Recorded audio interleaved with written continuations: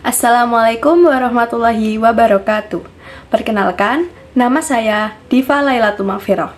Saya dari kelas Pendidikan Matematika 2022A dengan 3 digit NIM terakhir 006. Di sini saya akan menjelaskan teorema dari bab 8. Saya akan menjelaskan tentang teorema 8.15 yang berbunyi, jika kedua pasang sisi berhadapan sebuah segi 4 kongruen,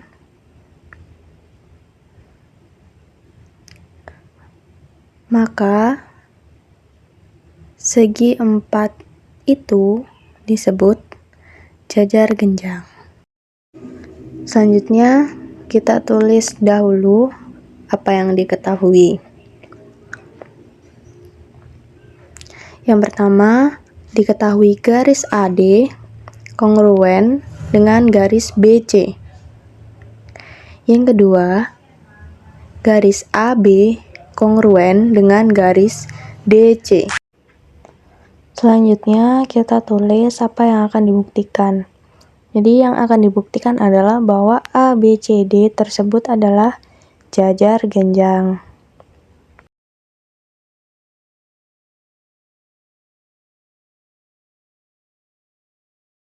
Nah, ini kita gambar dulu untuk bangun jajar genjangnya, atau untuk bangun segi 4 ABCD-nya kita gambar dulu. Lalu kita buat tabel, karena kali ini saya akan menggunakan bukti langsung dengan menggunakan tabel.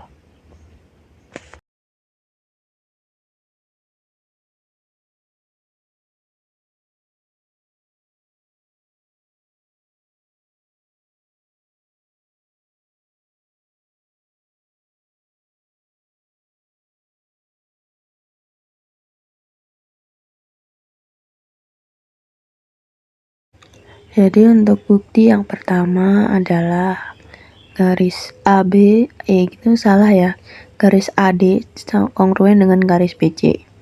Alasannya diketahui. Yang kedua, garis AB kongruen dengan garis DC.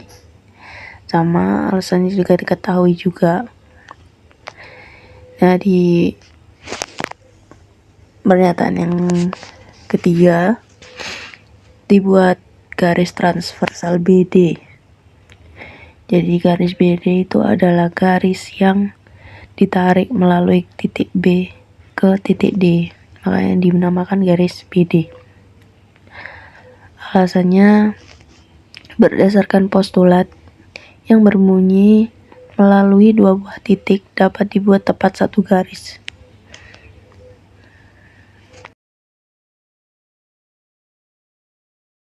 Selanjutnya, pernyataan yang keempat adalah garis BD kongruen dengan garis BD. Karena alasannya sifat refleksif kongruensi. Pernyataan yang kelima, segitiga ABD kongruen dengan segitiga CBD.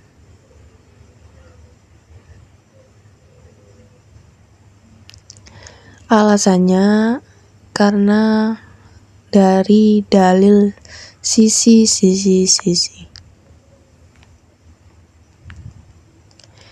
Selanjutnya yang keenam, sudut ADB kongruen dengan sudut CBD.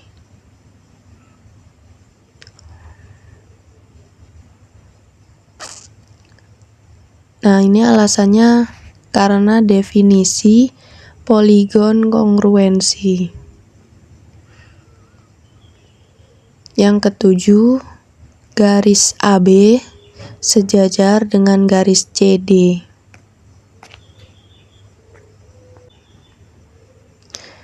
Alasannya garis AB sejajar dengan garis CD adalah langkah dari angka 6, Dan selanjutnya sudut ADB kongruen dengan sudut CBD.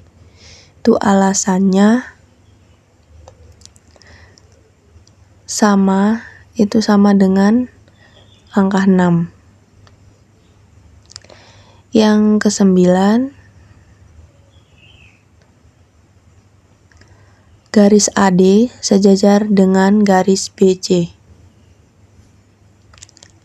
Ya, alasannya akibat teorema 8.1.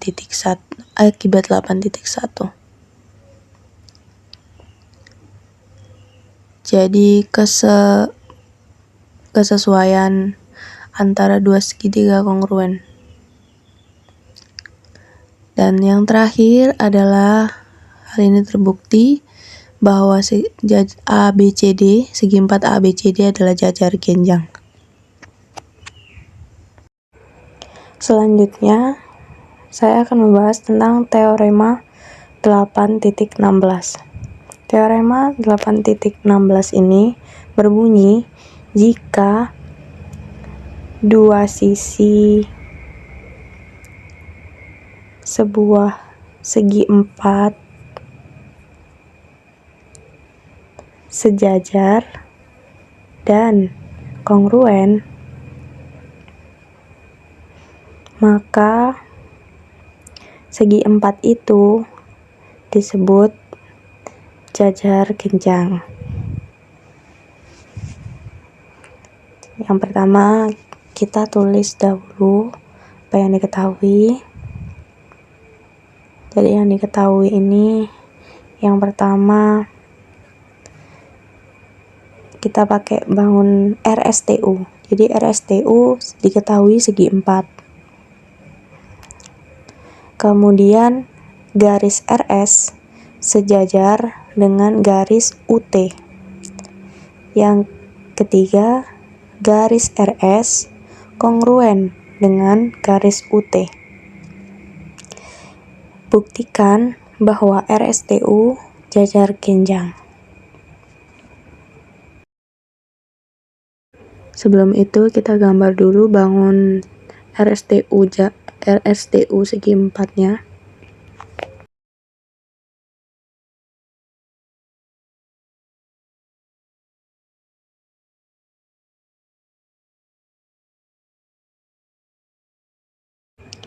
Selanjutnya kita tulis untuk buktinya. Jadi untuk yang pertama dapat kita ketahui bahwa garis RS kongruen dengan garis UT.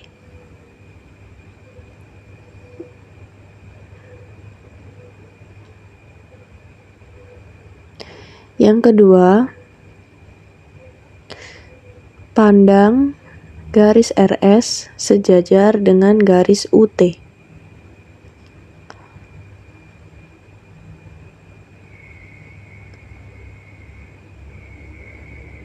Lalu kita buat transversal US, buat garis transversal US. Jadi garis yang ditarik dari titik U ke titik S.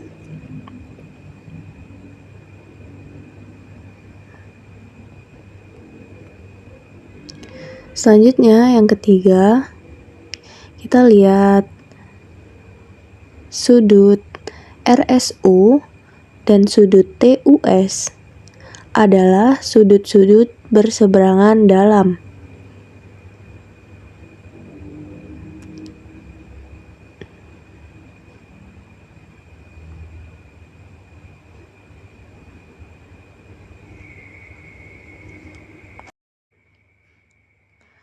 Jadi akibatnya sudut RSU kongruen dengan sudut TUS.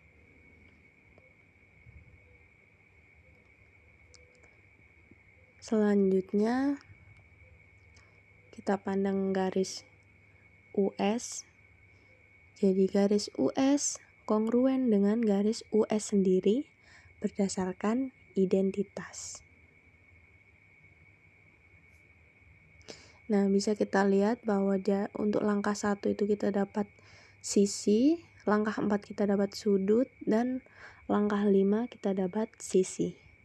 Jadi dengan CPCTC kita dapat memperoleh sudut RUS kongruen dengan sudut TSU.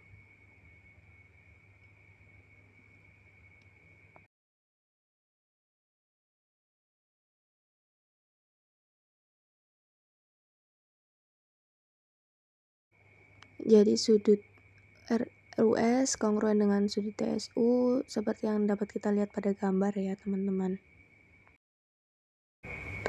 Ya, untuk langkah selanjutnya kita pandang garis UR dan garis ST. Serta kita juga pandang garis transversal US.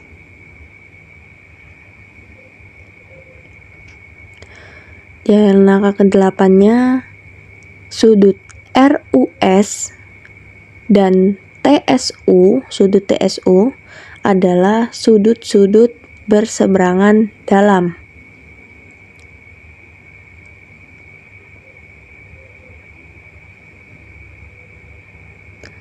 Nah, selanjutnya itu berakibatnya pada garis UR dan garis ST itu sejajar. Dan akhirnya dapat diambil kesimpulan bahwa RSTU adalah jajar genjang. Selanjutnya kita masuk ke teorema 8.17. Teorema 8.17 ini berbunyi jika dua diagonal sebuah segi 4 membagi 2 satu sama lain, maka segi 4 itu disebut jajar genjang.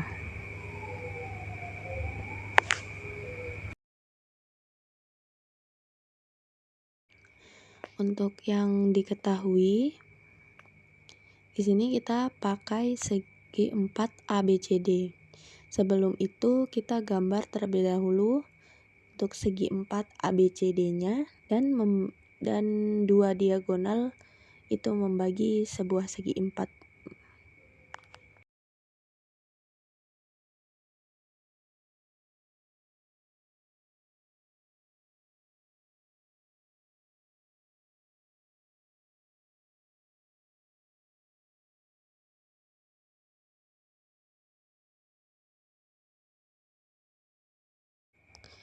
Jadi yang pertama diketahui bahwa bidang ABCD segi 4. Yang kedua, garis AC dan garis BD adalah diagonal.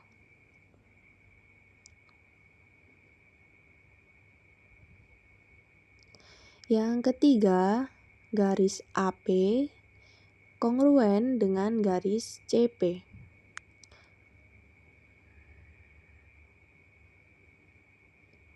Selanjutnya, garis BP kongruen dengan garis DP. Dan dibuktikan bahwa ABCD jajar genjang. Selanjutnya, kita tulis bukti yang pertama bahwa pandang sudut APB kongruen dengan sudut CPD. Hal ini karena sudut-sudut tersebut bertolak belakang. Yang kedua, berdasarkan sisi sudut sisi dapat diperoleh segitiga APB kongruen dengan segitiga CPD.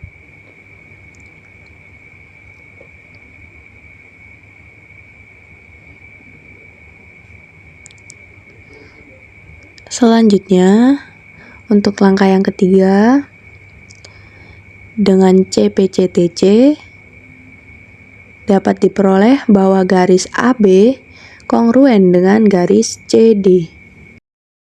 Selanjutnya, pandang garis AB dan garis CD serta transversal BD. Yang kelima, dapat kita peroleh bahwa sudut ABP dan sudut CDP adalah sudut-sudut berseberangan dalam.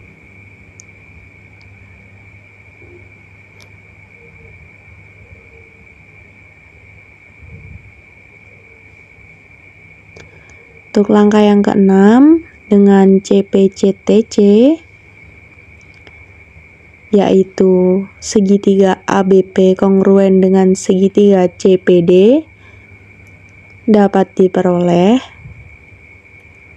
sudut ABP kongruen dengan sudut CDP. Dan untuk langkah selanjutnya, akibatnya garis AB sejajar dengan garis DC.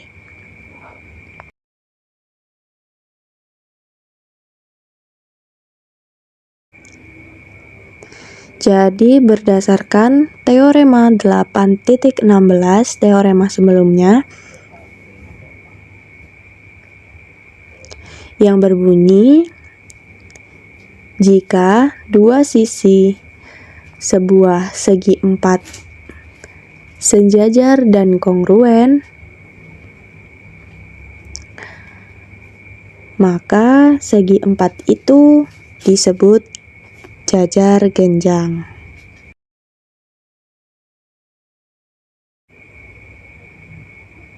Maka bangun ABCD itu terbukti jajar genjang. Selanjutnya kita masuk ke teorema 8.19. Jadi teorema 8.19 ini berbunyi, jika jajar genjang memiliki satu sudut siku-siku, maka memiliki 4 sudut siku-siku dan jajar genjang itu disebut persegi panjang.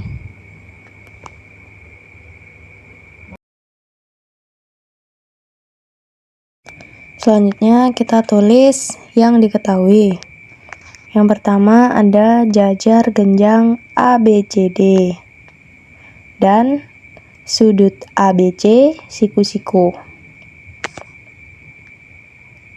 Kemudian buktikan bahwa yang pertama, sudut ABC kongruen dengan sudut BCD, kongruen dengan sudut CDA, kongruen dengan sudut DAB, kongruen dengan 90 derajat atau siku-siku. Yang kedua, buktikan bahwa ABCD adalah persegi panjang. Jadi untuk yang bukti pertama, yang bukti A, yang pertama untuk MABC, M sudut ABC sama dengan 90. Nah, itu diketahui. Kemudian yang kedua, M sudut ADC itu juga 90. Karena akibat dari langkah 1 dan teorema sudut berhadapan suatu jajar genjang kongruen.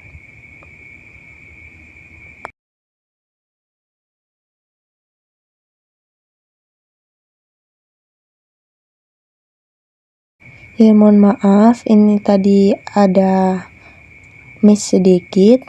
Untuk gambar segi empatnya belum tergambar. Jadi kita gambar dulu segi empat ABCD-nya dan kita tulis sesuai yang diketahui.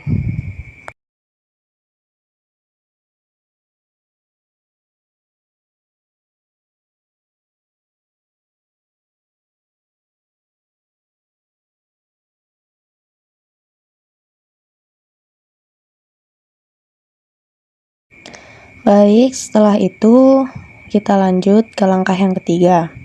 Jadi langkah yang ketiga, M sudut DAB ditambah M sudut CBA sama dengan 180.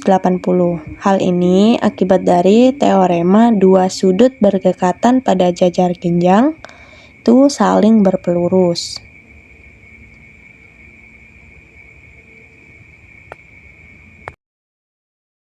Untuk langkah yang keempat, selanjutnya M sudut DAB ditambah 90 sama dengan 180. Hal ini karena substitusi dari langkah 1 dan langkah 3. Kemudian langkah yang kelima, M sudut DAB sama dengan 90. Hal ini dari penjumlahan sudut di langkah 4. Selanjutnya, untuk langkah yang keenam, sudut BCD kongruen dengan sudut DAB. Berdasarkan teorema sudut berhadapan pada jajar genjang kongruen.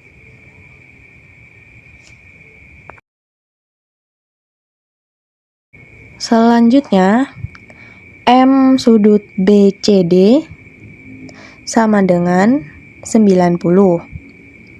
Hal ini dari substitusi langkah 5 dan 6.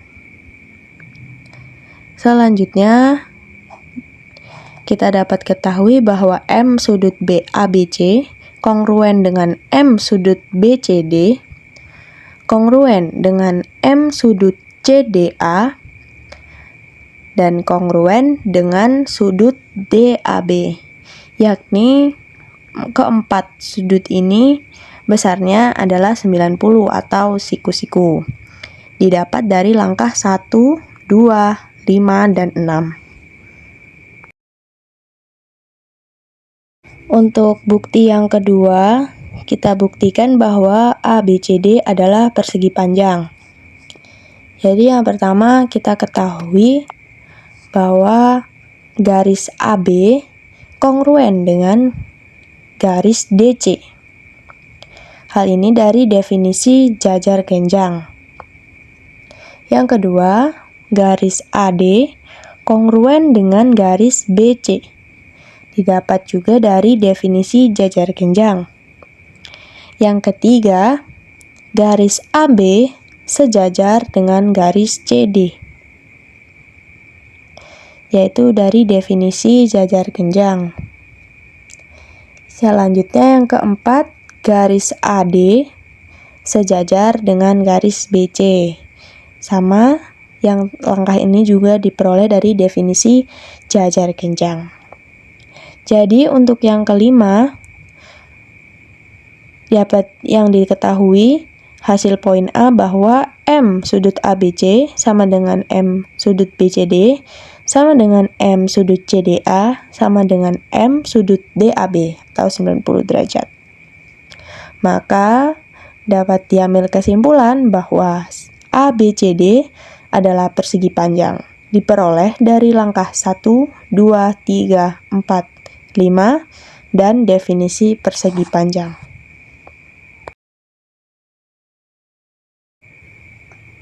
Selanjutnya kita masuk ke teorema 8.20 yang berbunyi diagonal-diagonal belah ketupat tegak lurus satu sama lain.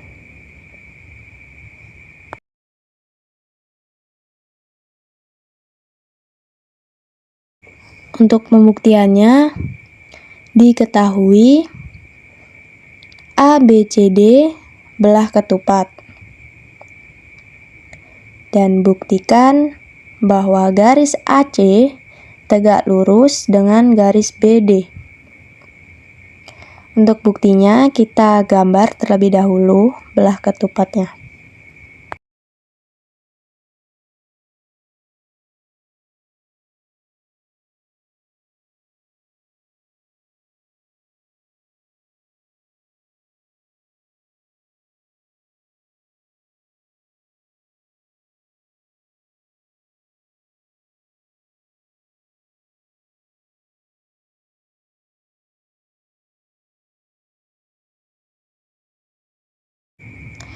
Jadi untuk bukti yang pertama, ABCD diketahui belah ketupat. Maka ABCD adalah jajar genjang. Selanjutnya, pandang garis AC dan garis BD itu saling membagi dua, yaitu karena garis AE kongruen dengan garis CE dan garis DE kongruen dengan garis BE.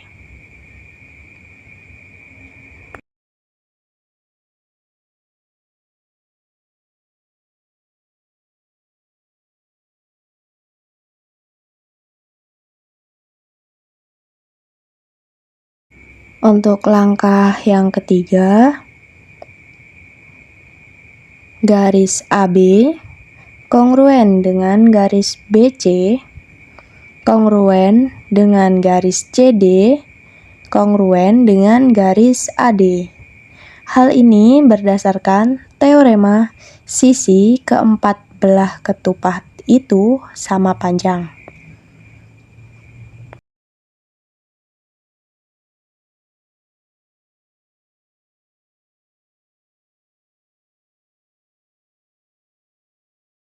Jadi untuk langkah yang keempat, akibatnya ada 4 segitiga yang kongruen dengan metode sisi-sisi-sisi.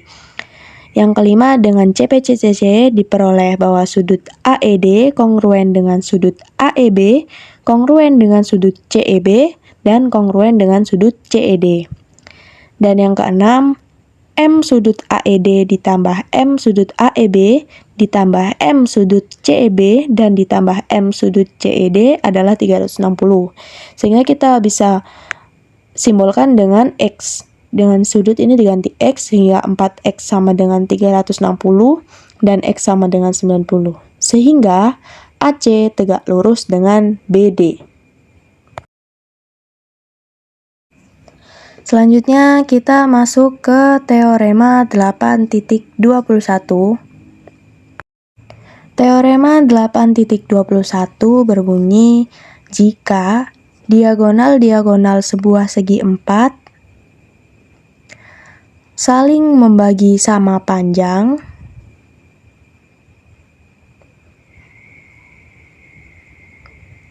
dan saling tegak lurus,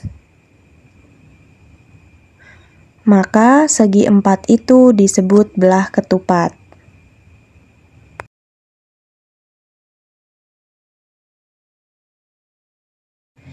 Jadi diketahui bahwa PQRS segi 4 dan garis PT kongruen dengan garis RT.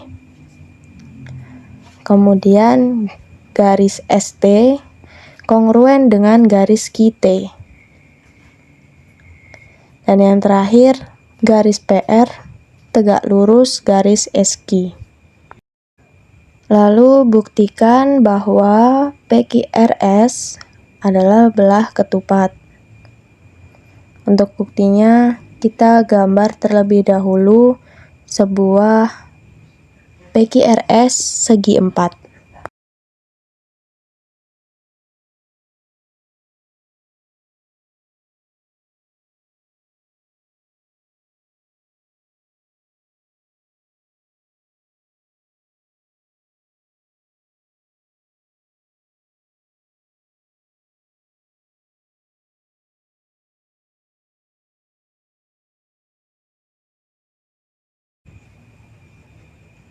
Jadi untuk bukti yang pertama, PQRS segi 4 sesuai yang diketahui.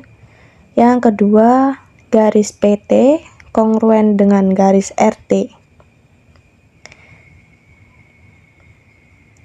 Yang ketiga, garis ST kongruen dengan garis QT.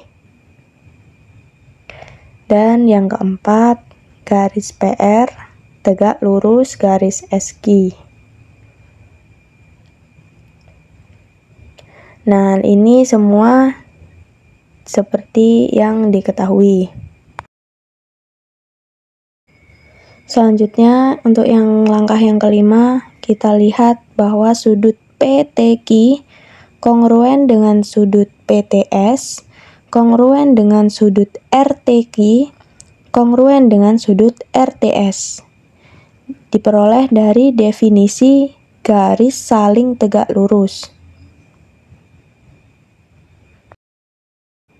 Untuk langkah yang keenam, akibatnya kita dapat segitiga PTQ kongruen dengan segitiga PTS, kongruen dengan segitiga RTQ, kongruen dengan segitiga RTS. Hal ini berdasarkan postulat sisi sudut sisi dan langkah 2, langkah 3, dan langkah 5.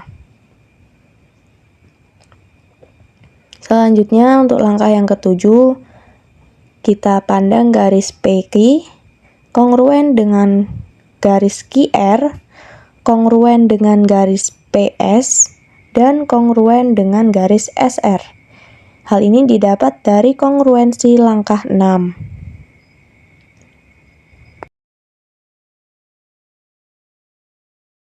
Sehingga dapat kita simpulkan bahwa PQRS adalah belah ketupat diperoleh dari definisi belah ketupat itu sendiri. Selanjutnya kita masuk ke teorema yang terakhir, yakni teorema 8.26. Teorema ini berbunyi setiap dua sudut bidang dari sebuah sudut dihedral yang diketahui adalah kongruen.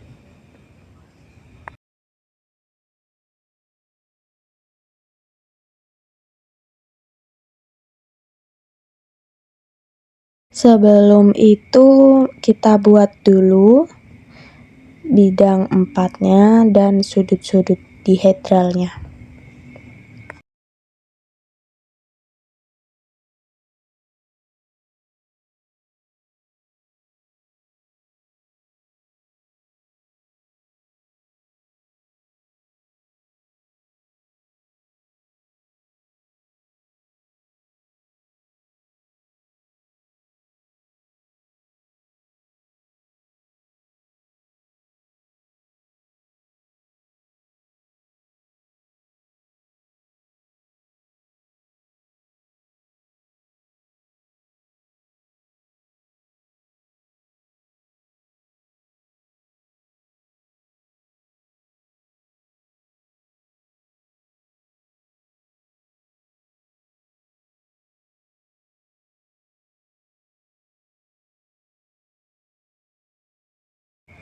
Jadi yang diketahui kita tulis untuk yang pertama, sudut dihedral sudut RSEW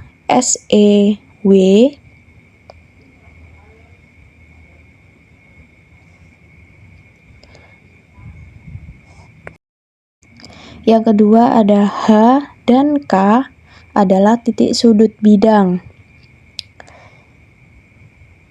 Yang ketiga, sudut AHU dan sudut IKL berada di sudut RSEW.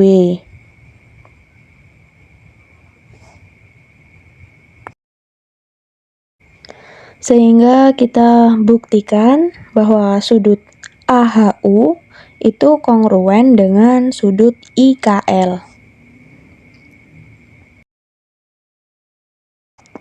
Untuk buktinya, yang pertama, sudut dihedral sudut RSEW itu diketahui. Yang kedua, untuk kita misalkan buat titik Y dan N pada sisi-sisi sudut IKL. Sehingga KY sama dengan HA dan KN sama dengan NU. Diperoleh dari teorema penempatan titik.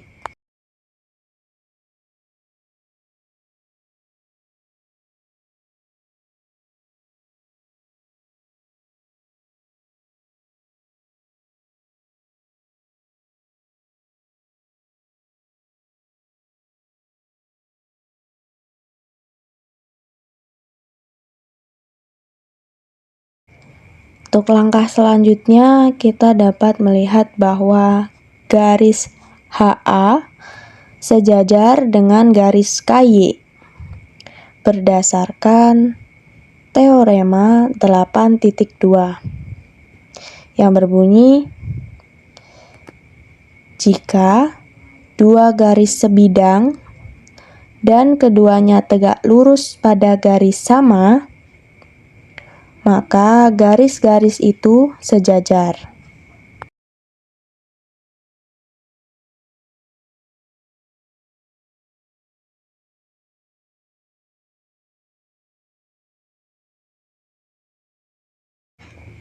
Untuk langkah yang keempat, segi 4 AHKY adalah jajar genjang.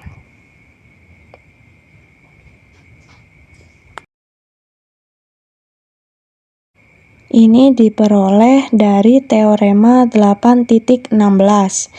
Jadi yang berbunyi, jika dua sisi sebuah segi 4 sejajar dan kongruen, maka segi 4 itu disebut jajar genjang.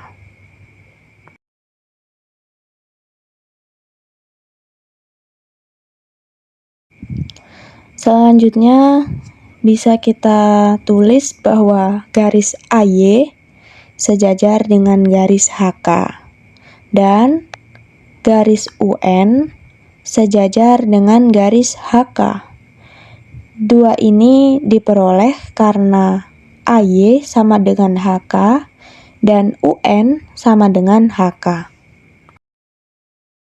Langkah selanjutnya, garis AY sejajar dengan garis UN, diperoleh dari langkah 5 dan sifat transitif.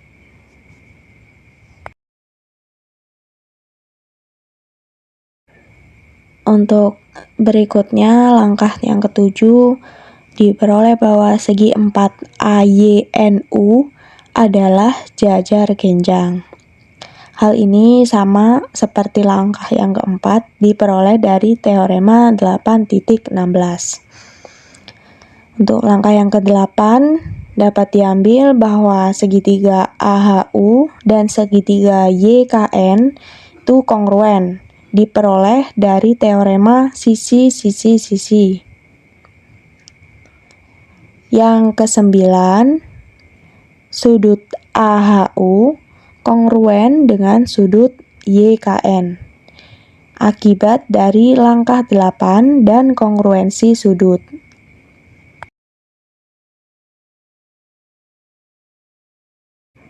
Dan untuk langkah yang ke-10, sudut YKN kongruen dengan sudut IKL, maka sudut AHU kongruen dengan sudut IKL, dan terbukti.